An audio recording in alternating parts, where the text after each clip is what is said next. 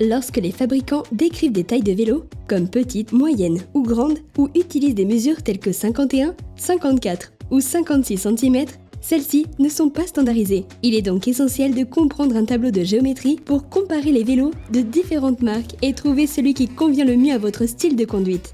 Mais que signifient toutes ces données dans un tableau géométrique et comment affectent-ils votre conduite ? Dans la vidéo d'aujourd'hui, nous allons décomposer cela et mettre en évidence les chiffres les plus importants auxquels vous devez faire attention lors de l'achat d'un vélo. Sans plus tarder, allons-y! Commençons par les deux éléments les plus fondamentaux de la géométrie du cadre, la pile et la portée. Connaître ces deux-là vous permet de comparer différents fabricants et de déterminer si le vélo vous conviendra quelle que soit la mesure du tube de selle. La pile est mesurée verticalement du boîtier de pédalier au haut du tube de direction, indiquant la hauteur du cadre. Il affecte la posture du cycliste avec des piles plus hautes offrant une position plus droite et confortable. Les vélos de route d'endurance ont généralement une plus grande pile que les vélos de route orientés course. Par exemple, la portée est mesurée horizontalement du boîtier de pédalier au centre supérieur du tube de direction, indiquant la longueur du cadre. Il affecte la sensation d'étirement ou de compacité d'un cycliste, influençant le confort et le contrôle. Par exemple, les vélos de course performants ont généralement une portée plus longue que les vélos d'endurance pour améliorer l'aérodynamisme. Pour avoir une idée de l'agressivité de la position de conduite d'un vélo, vous pouvez calculer le rapport empilement sur portée, STR, en divisant la pile par la portée. Ce rapport varie généralement de 1,4 sur 1 à 1,6 sur 1, une valeur plus élevée indiquant un vélo plus droit. Cependant, ce rapport n'est utile que lorsque vous comparez des vélos de taille similaire, car il change avec la taille du vélo. Alors gardez toujours cela à l'esprit. La principale limitation de la pile et de la portée est qu'ils ne prennent en compte que l'avant du boîtier de pédalier. Si deux cadres ont la même portée, mais des angles de tube de selle différents, la portée effective change, ce qui n'est pas pris en compte. C'est pourquoi il est important de regarder plus de chiffres dans le tableau géométrique de votre prochain vélo de rêve. L'angle du tube de selle est l'angle du tube de selle par rapport au sol, généralement entre 71 et 75 degrés. Imaginez mesurer cet angle par rapport à une ligne droite entre les pattes avant et arrière. Pourquoi est-ce important ?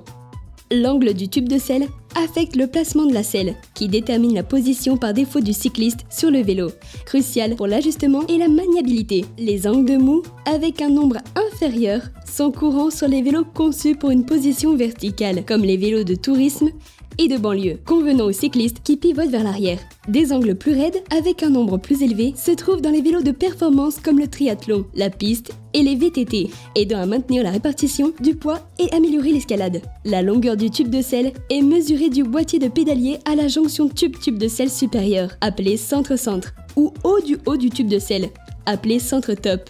Pourquoi est-ce important ? Historiquement, la longueur du tube de selle déterminait la taille d'un vélo, mais les conceptions modernes et la géométrie compacte ont changé cela. Mais la longueur du tube de selle reste importante.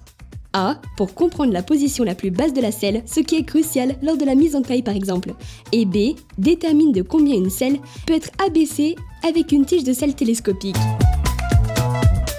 La longueur du tube de direction est mesurée du bas vers le haut du tube de direction. Cela peut donner une idée générale de la hauteur d'un vélo, mais ce n'est pas le facteur d'ajustement le plus important, car une pile supplémentaire peut être obtenue avec plus d'entretoises de tube de direction ou une potence plus haute. Mais l'angle du tube de direction est assez important. L'angle du tube de direction est l'angle de tube de direction par rapport au sol. Un angle plus raide vous donne une maniabilité plus rapide, tandis qu'un angle plus relâché offre plus de stabilité, en particulier dans les descentes. Un angle de direction typique pour un vélo de course sur route est de 73 degrés. Les vélos de sport ont généralement un angle de direction légèrement plus relâché de 72 degrés. Les vélos de montagne ont un angle de tube de direction plus relâché, offrant une plus grande stabilité sur les sentiers accidentés et techniques. Les vélos de descente, par exemple, ont généralement des angles de tube de direction compris entre 62 et 64 degrés. Idéalement, les caractéristiques de maniabilité d'un vélo seraient le seul facteur d'un fabricant de vélo pour déterminer l'angle du tube de direction. Cependant, pour éviter le chevauchement des orteils, ce qui signifie que les orteils d'un cycliste attrapent la roue avant lors de virages larges, dans les géométries de cadres plus petites, l'angle du tube de direction est parfois réduit pour éloigner le pneu avant des pieds du cycliste. Ce compromis de conception peut affecter la maniabilité des vélos les plus petits par rapport aux plus grands du même modèle. Juste pour vous donner un peu de termes techniques. Le râteau de fourche, également connu sous le nom de décalage de fourche, est la distance entre l'axe de direction et le centre de l'essieu avant. Imaginez tracer une ligne directement à travers le tube de direction jusqu'au sol, puis mesurer la distance entre cette ligne et l'essieu avant. Le râteau à fourche affecte directement le sentier, c'est-à-dire la direction d'un vélo, mais nous en discuterons dans un instant. Plus le râteau réduit la traînée, moins le râteau augmentera la traînée. Parlons maintenant du trail. Il s'agit de la distance entre la surface de contact de votre pneu avant et le point où l'axe de direction rencontre le sol. Un trail long offre moins d'effet de levier de direction, ce qui permet de garder la réponse de la direction plus alignée avec la direction du vélo. Il est idéal pour la conduite à grande vitesse avec moins de soucis de maniabilité à basse vitesse. Les vélos avec une piste plus longue ont des angles de direction moins profonds et moins de râteaux de fourche, ce qui les rend stables à grande vitesse, mais potentiellement un peu ennuyeux. Un trail plus court, plus agile, est meilleur pour les vitesses plus lentes et les virages serrés, comme dans les zones urbaines.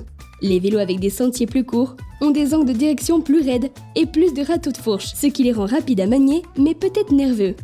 En général, gardez à l'esprit que la maniabilité du vélo est influencée par le sentier, l'angle du tube de direction, le râteau de fourche et l'empattement. Changer l'angle du tube de direction ou le râteau de fourche a un impact significatif sur la maniabilité, résumé par le trail.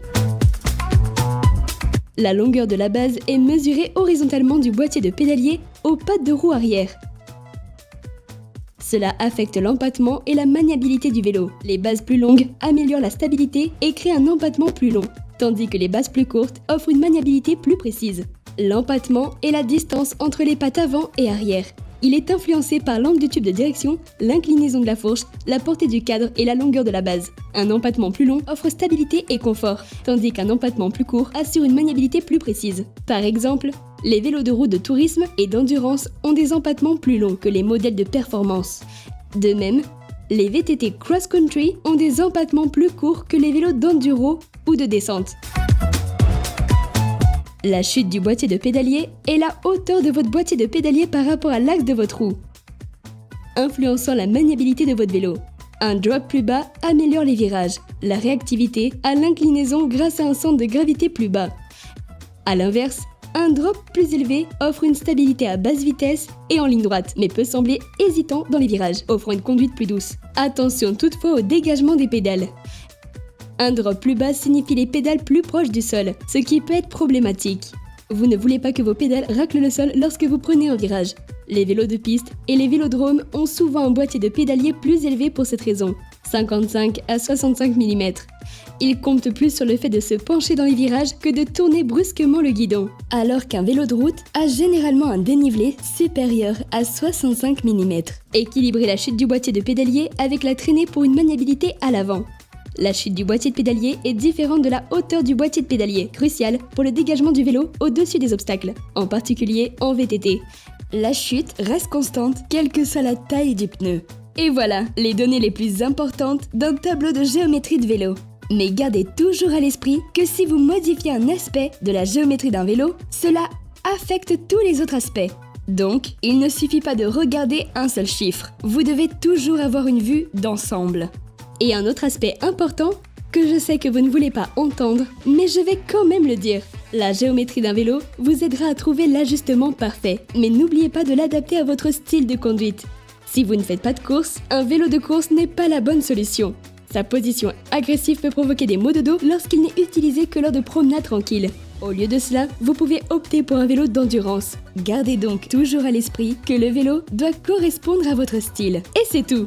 Merci beaucoup d'avoir regardé. Si vous avez trouvé cette vidéo utile, nous vous serions vraiment reconnaissants si vous nous donniez un pouce en l'air et que vous vous abonniez à notre chaîne. De cette façon, vous nous soutenez et nous aidez à créer plus de contenu comme celui-ci. Jusqu'à la prochaine fois, surprenez-vous sur les routes!